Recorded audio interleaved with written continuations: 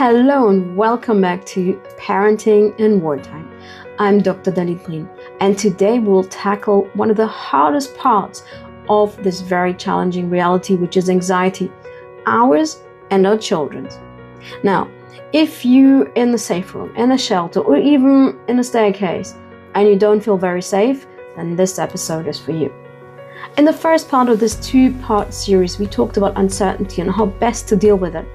We talked about the focus on what is in our control and what's not. We talked about the importance of being flexible, of being kind to ourselves and others, and the importance to redefine success, especially now.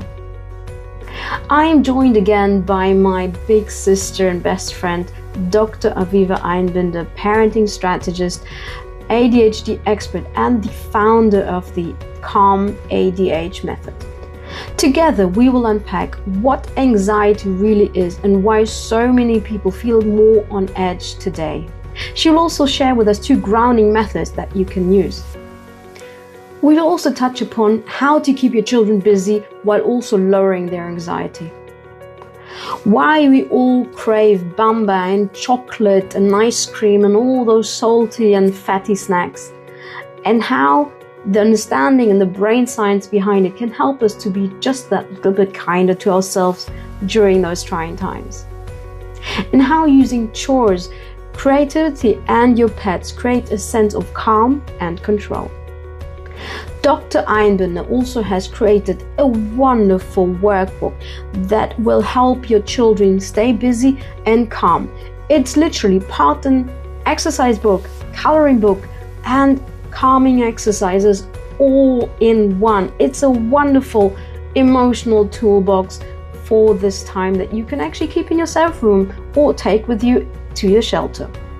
So if you've been asking yourself, how can I keep myself calm to support my child? How do I keep my children busy? What do I do if my child is panicking? Then this episode is exactly what you've been waiting for. So stay with us, and let's give you some simple and real tools that you can start using right away. All right, so hello and welcome back, Dr. Aviva Brin, my big sister. We have literally just finished talking in the first part of this mini-series about parenting in wartime. So we talked about the whole topic about uncertainty and what we can do, and we talked about the 4 pillars that help us deal with it. First of all, focusing what's in our control and know what we should then just let go. We talked about being flexible, about redefining success in all aspects of our lives, and certainly when it comes to our parenting, and about being kind to ourselves and to others. And now you're going to actually talk to us about the anxiety aspect that is so present in every second of our lives right now, what we can do about it, and also how we can keep our kids, whatever ages, busy while we're stuck in our homes, while the rockets are flying around us. So welcome back, parenting strategist and founder of the Calm ADHD Parenting Method. Yes. Thank you for having me back, although we just spoke like literally 2 seconds ago. People feel very stressed and very anxious, and actually I feel that this time they feel more anxious, even Israelis. And the question is, we're used to it. I mean, we're literally used to it. But are we? Exactly. Are we though? Because I think it's like the 5th time that we find ourselves in this situation since Corona. Like it was the 4th or 5th time that we're back in the shelters, in and out. We should be used to it, but we're not really, are we? So you actually asked me early on while we were on the phone, what is anxiety and where does it come from? Exactly. Why is this happening to us? What is it exactly? Why is it happening to us? So give me just 2 or 3 minutes and I'll just want to explain what anxiety is and where it comes from. Right. So first of all, anxiety is really important. Okay. It is built into our brain, and it's basically our alarm system. It's trying to protect you. Okay. Now, where does it come from? My trusted brain. Okay. There is a small part which sits right in the middle. It's called the amygdala, and it acts like a smoke detector. Okay. When it senses danger, if it is real or imagined, it triggers like a flood of stress hormones like cortisol and adrenaline. Okay. And this causes this physical feeling of anxiety, like your heart is racing, you feel like this tightness in your chest, your thoughts are racing, and it's basically to help us survive threats. And now there are two types of anxieties. So there is the healthy, normal one, okay, which signals that something is generally wrong. Okay. And that is very useful. And then there is the unhelpful one, is when the alarms keeps on firing, even though there is no immediate danger, or when the threat feels much bigger than it actually is. Okay. And this is exhausting, and it can get in the way of daily life. Now, we have a problem in Israel, because on the one hand, there is a real threat. Right. However, the threat isn't there 24 hours. Mm. But in our brain, we're always ready and waiting for the shoe to drop. Like for the other shoe to drop. Right. We're always ready for when is the next alarm going to come. Yes. 2 nights ago, for example, over here in the Haifa area, we had no alarms throughout the night. And I think I woke up about 7 or 8 times. Yes. Thinking, right. Okay, when is the alarm going to ring? Okay, that is an unhelpful anxiety, but it is built on the healthy anxiety from, right. Yes. Okay, I know there's going to be an alarm. Okay, so I just have a question, because you use the word anxiety and we generally talk about panics, and then I know that there is panic attack. What is the difference between them? Yeah, because people do react differently. So what's the difference between panicking, panic attack, and anxiety? Okay, so as I said, first of all, that's a really great question. So as I said, anxiety is something that is built in. Panic attacks are basically when your alarm system is going into full overdrive. They are sudden. They basically imagine that your brain is hitting all the emergency buttons at once. Right. And what is actually happening in your body or in your brain is that your brain is misreading signals as life-threatening danger right now, even if you're sitting at home. So a panic attack, while it is really a horrible experience, cannot really hurt you. Okay, your heart is not going to explode and you're not going to faint. Okay. Okay. Now, here's the thing. Panic attacks usually happen after traumatic events. They don't happen during traumatic events. Now, and they very often also happen after prolonged stress. Oh, okay. So we have the sirens and the news and the uncertainty and the loss that a lot of us have experienced. Yes, and they're running up and down. Just the loss of control. Yes, yes. So your nervous system has become so sensitized that it just starts firing even when there's no immediate trigger. Okay. Panic is something that you can feel in the moment. Okay. It is actually linked to the fight, flight, and freeze. Okay. Okay. So when we have a perceived threat or a real threat, although quite frankly, all threats are perceived. That is why some people go in calmly into the miklat, and some run like maniacs. Okay. So all threats are really perceived. Now, obviously, some people perceive threats as non-threats, which is dangerous because they don't take precautions. Exactly. Okay. So what do we do in order to help us through anxiety, through panic attacks, and what do we do with our kids to help them? Okay, I would like to teach you 2 grounding methods. Amazing. Which work in any situation. Okay. They're not the usual breathe in for 3, breathe out for 5, or breathe in for 3, hold for 3, breathe out for. It's not that. Okay. Okay. Although they're useful, I must say. They're very useful. They're very want to useful. show something else. Yeah, they're very useful. However, very often you can tell that someone is doing that. So if you want to give us tools that we can apply without anybody knowing. Without everyone knowing, what's going on. great. So one of the techniques actually comes from post-traumatic stress syndrome therapy. Okay. So this is a method, or anxiety therapy. So this is a method that I haven't seen in Israel a lot, but it's something that overseas is used a lot. And I call it the 5 fingers method. Okay. Okay. And basically, and this is something that you can do even with the little, like children who are like 3 years old, 2 years old. All right. Okay. So what you do is you count 5 things that you can see, and be exact as possible. You can see, you can say, okay, I see a brown chair. I see my computer. I see, okay, literally like things you can see. So those are 5. 4 things you can feel. I'm not talking about feelings. Oh, I'm feeling like my heart is. I don't know. I feel the cold wall or whatever. Right. Yeah, exactly. Okay, I feel like the T-shirt on the back of my shoe. Sensory. It's literally sensory. Okay. 3 things that you hear. It could be like I'm just sitting here, so I hear my voice. I hear the mazgan that is going on because it's damn cold. I don't know why. And I can hear from time to time, I can hear dogs barking outside. Yes.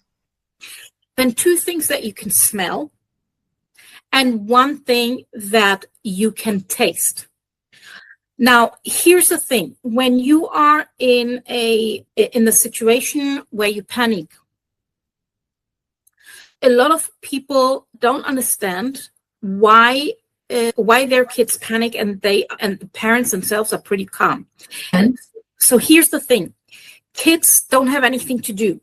Parents have something to do, and it gives your brain to focus on something else. Oh, okay. The kids are then busy with focusing on their panic and on the fear and on everything that's going on. Exactly. And actually, some of the hostages that came back, and when they talk, some of them actually talk about this. They helped someone. They were counting. They were doing this. They were trying to keep themselves busy. Okay. And that is something that really helps the brain to calm itself down. All right. Great. Okay? Right. So what you're saying with the 5-finger method is that you actually literally go through all the senses that we have. You go through. And you help people reconnect basically with themselves and gives them something to do. Exactly. It takes their mind off the rockets. That is why it's called maybe. Exactly. That is why it's called a grounding technique. Genius. Okay. Now, sometimes I tell parents, you can change it. You can say, okay, tell me what red items do you see in the room? Which tell me anything that is like a circle or has this in this shape. Okay, and you can turn it into a game. Yeah. Actually, I would like you to share like a small anecdote. Okay. It's not really an anecdote. It's actually something that like one of my clients told me. So I had a client who just booked the SOS session with me. That was like a year and a half ago. She lives not too far away from here, and they were basically going in and out of the time. And her son used to go to school. He was like 9 years old at the time, and he just panicked all the time. Yes. And so I asked her, talk me through what happens when there is a siren. He said, okay, like we go into the miklat. Okay, and what then? He said, then I hold him, and I'll tell him that everything is okay, and I can feel his heart racing. And so I asked her, okay, so why do you think that this is not working? She was like, I don't know. I'm telling him to calm down. And yes, but you're busy, not him. And I told her that method, just the 5-finger method. And she phoned me the next day and she said, my son is calm and he's going to school. Amazing. This technique works. Right. That's why I once took a trauma course, just like a basic lecture to help us coaches to help others. So I'm not in any way, shape, or form a trained trauma professional, but we got this training just to help out. And one of the things that we were told is, yes, connect them with their senses and also keep them busy. Put some responsibility on them, so that they feel empowered, and it keeps them busy. So that's really important. Don't just expect your kids to busy themselves, which is one of the reasons we decided to also give some helpful tips on how to keep the kids busy. Yeah. Amazing. So you said two techniques. The 5-finger method. Amazing. That So is simple, so effective. Wonderful. very. Okay. And then the other method I would like to teach you is, I can't remember if it's from Japan or from Korea or from China, but somewhere from there. And I actually did this method last year when I was teaching, and my kids were all over from all over. And one of them went into had a panic attack because she heard the sirens outside and she was alone at home. And which 15-year-old. Okay, so it can happen to anyone. Yes. Now, I was on Zoom with another 20 odd kids, and I could feel that how her panic influenced everyone else. So I taught them the method, and I told them to do it online, and within 2 minutes, everyone was calm. Amazing. So that is a method that works. Okay, and it's very nice because we'll see in a moment, you can hide it. Okay, and cool. You do it even if you panic in an exam. Okay. Nice. All right. What you do is wrap your hand lightly over your thumb. Don't grab it. Don't grab it. Just hold it lightly. You can fold these fingers afterwards. And like this, no one can see what you're doing. And then you're concentrating on your thumb. Okay. Okay. And after about a minute or two, you will feel the pulse in your thumb. When you feel the pulse in your thumb, you're calm. Oh, wow. That's all. Amazing. Wow. It is really that simple. Cool. Yeah, it's so useful. Amazing. Yes. So actually, I wanted to tell you the anecdote with that one, because that one is funny. So last year, I was teaching actually it was the same school but a different class, and we were in the classroom, and we had just done a drill, which went horrible, like a drill where they had to go to the class, and I just taught them this method. Okay, literally just beforehand, I taught them this method because some people said that they were they felt very unsettled. And so I taught them that method. We come back. As we came back, I told them, listen, guys, you took longer than 10 minutes. This is not okay. Off went the alarm, and this time it was a real one. After about 15, 20 minutes, we were allowed to go back. And then one of the kids said there was a nefila in Haifa. And one of the schools something actually hit, like a rocket came down. And one of the schools was hit. And I was like, are you joking? I remember the day. I remember. Yeah, I was like, are you joking? Which school? Which school? And I started to panic. And then they said, Iruni, hey, which is the school where my kids go. Yes. Yes. And my son was on that day, he didn't feel well, so he stayed at home. I can't remember why, but my daughter was there. I know. And I was panicking. And the whole class did Aviva do this. And I just was like, leave me alone at the moment. Because I needed to get hold of my daughter to see that everything is okay. But yeah, it was very sweet. And they actually did it with me and to calm me down. It was like, but I thank God your daughter is okay. Thank God. Yeah, no one was hurt. Video clips from the scene. I remember very wow. It was a miracle that nothing has happened. But so that is a method that actually students have also told me that they use it to calm themselves down when they're panicking in exams, and that's what it's for. Amazing. So you've got the 5-finger method. You've got the 2-finger, the thumb method. Yeah, the thumb method. Amazing. You did tell me that you actually created a really wonderful workbook for children around about what age? 7 to... So it's about 7 to 12, 13. So I just want to share it with you. Wonderful. I've seen it earlier on, and I think it's amazing. Okay, so let's see. Can you see it? One moment. Can you see? There you go. Steady. Okay, very nice. So it actually combines two things. It combines techniques that teach you how to calm down, while also being a coloring book. You remember that what I said about keeping yourself busy?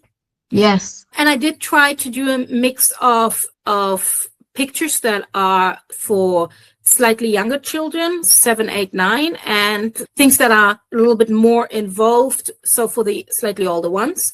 I want to say just a word about the coloring, and to some it sounds like kindergarten, but no. First of all, the whole world of mandalas is also there, or like for adults. Yes. Personally, one of my favorite hobbies is painting, and it's very meditative. It's very calming. It really connects you with something that you're doing. It helps you get your emotions out, even if you're just coloring in, and it helps you to just blend out all the crazy around us. So it's really good. Yeah. And it's really for any ages. Yes. This message over here was really important for me. Mark Twain. Because brave doesn't mean not scared. It's very important. So there is a like little intro for the parents and a little intro for the kids. And so the first few pages are teaching, they're actually teach about different breathing methods. Right. Okay, so you have the counting, okay, the slowly breathing in, so out. Okay, then there is one where you breathe in and then breathe out, like really keep on breathing out until you basically don't have any air left. What's also really good with this breathing, like the storm away method, is that you can actually imagine that the storm cloud is your fear, your frustration, and then you just blow it away, and really helps get that energy out. Yes. It sounds, to some it might sound a bit strange, but it works. It really is so powerful. Yes. And as you can see, I did try to create pictures that are not too childish. Okay. Yeah. Okay, there is actually a difference if we breathe through our lungs or through our belly. Right. So this is the breathing through the belly. And then there is a dragon breath. And yes, I did have to add a dragon because it's my favorite animal. So very cute. Okay, and then this one I think most people know, smell the flower, blow the candle. This is actually something that, okay, this is the ocean one, which is a little bit with, oh my God, I forgot what it's called in English. Guided meditation. Guided meditation, that's yes. Guided meditations, and it's similar to what actually Dahlit and I learned when we were kids. Right. And then it's, can you find the animals? Yes, I didn't make it too difficult. So this one is a little bit more involved than this one. Okay, because I did say that it's also for older kids. A treasure hunt, again, a treasure hunt. And then find the differences. Kids love it. Another thing is, could you just go back for a second to the 5 animals? In coaching, we use coaching cards. So, yeah, okay, this one and the next one is great. So both of them, it doesn't matter. If you start with, like, if, for example, parents use this with children, you can, as a parent, you can ask your child, okay, what characteristic or what's about the sloth that he uses to stay calm? And then they could say something, and then they could say, hey, just imagine you're a sloth. How would you feel? What would you do? And then just imagine that you take this on. So you're actually using the properties and characteristics of those animals. For example, the fish. So what's so great about, what's the strength that the fish has? Oh, you can swim. Okay, great. So he's rolling with the waves. Wonderful. Just imagine you. And then you can take it in so many ways, especially as a parent for smaller children. You can use this workbook and each exercise just a bit further if you want. It's not just about finding it and coloring it. You can really be very creative. And the next one as well, if you could go to the next one with a backpack. This is actually a code. We didn't talk about it, but in coaching, there is actually an exercise which is called my backpack. And you put in, okay, depending what your coaching goal is, but it doesn't matter. It's the same idea. Okay, what is in the backpack that holds you back? So, for example, if you talk anxiety or boredom, what holds you back? Oh, okay, that thought. Okay, let's just leave the thought outside. What can help you? I don't know, breathing exercise. Okay, great. Just put that in the backpack, and what's already there that helps you? Oh, I'm very creative. Okay, let's keep that. So you can take that, you can take that further. So that's very useful. Okay, I'll just go over. Okay, and then like the last few pages are, I have to admit, my favorite, because it lets the kids express their worries. Exactly. Wonderful. Yeah. So I have a worry monster, and over here I actually wrote draw or write your worries and then feed them to your worry monster. And then this one also only has draw your worries in the bubbles, okay, and feed them to the worry trash. Okay. Wonderful. Scribble your storm. what you said, like very often, like we have this like storm inside, like, and then you can just scribble it. I don't know if you can tell. Oh yeah, you can tell. Yes, absolutely. There's like scribble. Yeah. Exactly. No, like the feelings volcano, the super shield, what protects you, which is a little bit like what you talked about with the backpack. So it's like the same idea, because we're talking about now what protects you. So what do I have? So that's very specific with the protection, which is very relevant right now. Absolutely. Yeah. No, this is amazing. I love it. So the kindness robot, and this is something that, just by the way, this whole booklet is available for free. Wow, amazing. It's like your Brave badge, safe place builder, and a feeling meter. Yeah, how do you feel at the moment? I think this is really important, especially for, actually, I was going to say for smaller children. I'm not sure that's true thinking about it, but this is really important because, especially in today's society, we often don't communicate too much about what we think. Often our children don't learn to communicate emotions. They just say, oh, great, it's okay, but what does it mean? Okay, and I think this is really important, especially in these times today, to just express it, get it out. Yeah, so that I'm going to share the link, obviously, with Dahlit. Yes, absolutely, thank you. And it is available for free. It's a free download. Okay, yes. This is amazing. We also wanted to talk about, sorry, did you want to say something about this? No, actually, I think you're going to say that in a moment. What else we want? Yeah, because we did talk about something else, which is very important.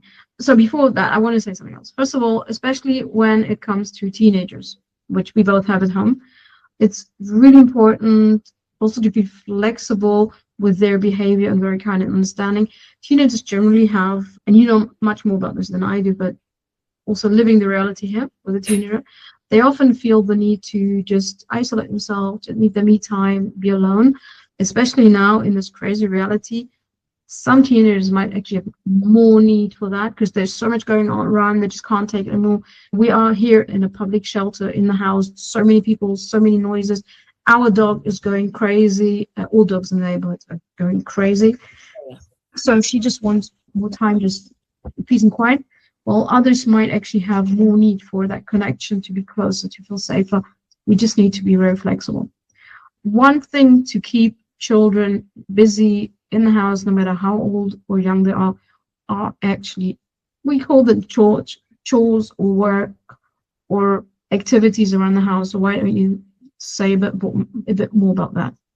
Okay, generally speaking, chores are very important for kids because they feel that they are contributing to the home, and it gives them like a sense of belonging. Never mind wartime, not wartime. And also an empowerment. So exactly. Actually, they do something that's really important. Exactly, and you also set them up for life. Yes, they're learning skills. Absolutely. Those are skills that are very important. There are like these funny reels that are adulting, if they were adulting class or moving out of the home. So my son keeps on sending them to me.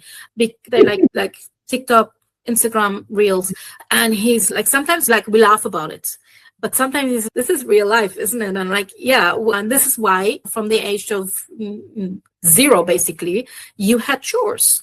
And this is something very important. Now, what you can do is you can ask your kid, what would you like to contribute? So, for example, the other day, Pesach is coming up. So obviously we're going to clean the whole house. So I gave them a chore of just wiping down the handles and the light switches. And I divided it. And my daughter was like, you know what, Mom, I got to do all of it. I'm like, thank you. And she like literally went through the whole house and like she wiped down walls and she just kept herself busy. Which is good because she wasn't on her phone. Yes, absolutely. Okay. Yeah, it's funny. Incidentally, this morning, actually, she started yesterday. For some reason, she suddenly started to go through her clothes, sorting stuff out, taking stuff out of the wardrobe, folding. Her room looks beautiful. I'm like, this is amazing. And this came from her. I didn't even suggest it. That's her. Yeah. Okay. So chores are very important. And we spoke about being flexible with the phone. What we forgot to say last time is, if you put something into place where you say, okay, I don't know, no more than 3 hours a day, which according to brain research is too much, like reality is reality. Exactly. You need to give your child something to do, something instead. Right, an alternative. Exactly. And this is also where this booklet comes in. You can literally keep it in your safe room. So they have something to do. Another thing that actually we were speaking about last time, and I told you I would like to just go a little bit more into it is the snacking. Yes. So you asked me that, like, why do we eat so many sweets and fatty stuff when we're under pressure or when we're sleep deprived? And so the answer is a little bit science-based, but I will de-science it. Okay. All right, great. So first of all, our brain runs on glucose, which is sugar. Right. Okay. Now, when we're stressed, when we're exhausted, when we feel under threat, our brain is working on overtime and it's hungry. So it actually gives us that signal of, I need energy right now. And the fastest way of us to get it is through sweets and fatty foods. So that is the first thing. Okay. Now, when we're stressed, we get something called cortisol, it's your main stress hormone. And that one goes through the roof when you're stressed. And it craves everything. It craves high sugar foods, it craves high fat foods, and it craves those salty, dense foods. The industry delivers in forms of Bamba and snacks and all these nice little things. If you remember, we spoke about the fight, flight, or freeze. So in prehistoric times, okay, when stress usually meant real physical danger, so we had to run, we had to fight, we had to survive. Yeah. Now we run to the shelter. Yes. Okay. Our brain just hasn't updated itself yet that we don't need those calorie-dense foods in order to survive the stress that we have now. And sleep deprivation works on a very similar level. So you have actually hunger hormone, which I call gremlin. It's not the right word. I think it's like ghrelin or something like this, but I always think of the gremlins. And it's basically your hunger. It's, as I said, it's your hunger hormone, and that goes up. And your I am full hormone goes down.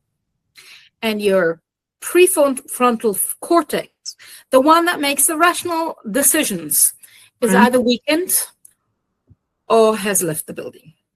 Okay. And put these two together now, and then you know why we snack so much. Wow. First of all, it's really good that you have that understanding. What I also know and experience, and that was also discussed in my conversation with my own daughter about the food right now, is that, again, with flexibility, but we need to try and have a normal, or as normal as possible, food routine, meaning whenever it is, whenever we get up and whenever we're awake enough to eat, because if we had a sleepless night and it takes us a while to wake up, whenever that is, and even if it's 12 or 1 o'clock, we have breakfast. Just have a proper breakfast, just to make sure that we have all the nutrients that we need, the vitamins. And as we started doing that, the need for the snacks just really plummeted, which is amazing. It's not like we're not snacking anymore. Yes, we are, but it's really not that bad. And this is a huge success. So yeah, so we're not having our proper 3 meals as we usually have. And yes, we don't always have the salads that we have. Yes, I understand. But given the circumstances, I think this is a huge success. Still making sure that we're taking care of our bodies. And I know our brain needs all the proteins, our muscles need the proteins, need the vitamins. And that helps us also to get through this situation just so much better. And yes, and by the way, it's not just as people going mad, it's also the animals. We have a dog, bless her heart. She is going crazy. And I managed to go to the dog park with her today. Thank God, no alarms. And I heard the same stories from all the dog owners. There were another 5 dogs. All the dogs, bless their hearts, they're going crazy. Again, here, we need to be kind. We need to be understanding. And for those who have animals at home, animals are a great activity for kids. My daughter, bless her soul, she takes such good care of the dog. She plays with her, she calms her, she cuts up vegetables to give her snacks, and that also helps her to be calm. And it's like a really positive cycle that's going on. So anyone with pets in the house, just get your kids on them. She won't walk her at the moment, so I'll do that, but that's okay. That again is being flexible, although it's her chore to do that. But I understand she's scared. We have a big dog, she's strong. If there's an alarm, it's fine. But again, we're trying to do the best we can. And Absolutely. That's very important. Quite frankly, I wouldn't let my kids walk any dog right now as well. We don't have an animal at home anymore. But just as much as I don't let my son go out just to get rid of our rubbish, I totally understand. It's a safety issue. Yeah, you have to make it work. Yeah. Okay. In closing, as always, please give us your 3 to 4 gold nuggets when it comes to managing anxiety and keeping our kids busy. Actually, you already said it. Keep yourself busy and keep your kids busy. So hold on, this is huge. This is huge. So really, the essence of what we're saying is keep busy, and that will fend anxiety. Yes. Amazing. Okay. And as we said before, be kind to yourself. Then one of the things that I believe in is getting yourself educated. This is also what my Calm method, actually, it's like one of the 4 building blocks of the Calm method is clarify the why. That's the first thing. Get yourself educated, understand what's going on. And this is actually what this podcast also was about. Absolutely. Right. And once you understand why something is happening, why we crave the sugar, why, and just by the way, what I didn't say, it was sugar and fat, they trigger dopamine, which we know is a happy chemical. Happy hormone, of course. Bring it on. Chocolate. Okay. Yeah, okay. So once we know what is going on, if it is panic attack, if it is anxiety attack, if it is just us snacking, once we understand what's going on, we have the tools to change it. And then it is much easier to be kind to ourselves and to others. And yes, and even if it's understanding why your teenager suddenly is more needy, more cranky, more isolated, more or less of whatever, including my dog. I actually got a compliment in the shelter for being so calm and patient for my dog, because she barks like crazy. I apologize to all the neighbors, and I'm just trying to calm her and be with her. And one of the neighbors said, it's just amazing how calm and patient you are. I said, yeah, but I understand why she's acting that way. She's like the cutest dog ever. She's just so lovely. You know her. She's called Joy for a reason. Yeah. But she's going crazy. So what, am I going to be mad at her for being under stress? No, because the calmer I am, the more patient, the higher likelihood that she is. And it's the same for kids. It's the same for us. Yes. Absolutely. And I do want to remind everybody, please go download a copy of the amazing workbook. As a professional, I just know how great it is, and as a mother, I really appreciate it as well. So thank you so much. Thank you so much for all your tips and for taking the time. I will do my best to get it out ASAP so that people can get all these wonderful tips. And you shall be back very soon. Dr. Aviva Ainbinder, parenting strategist and founder of the Calm ADHD Method. Thank you so much. And we did it without any sirens. I don't want to drink it, but we did it. We did. Aliyah Pathways with me, Dr. Dahlit Brin, supporting a journey toward confidence, clarity, and connection in Israel.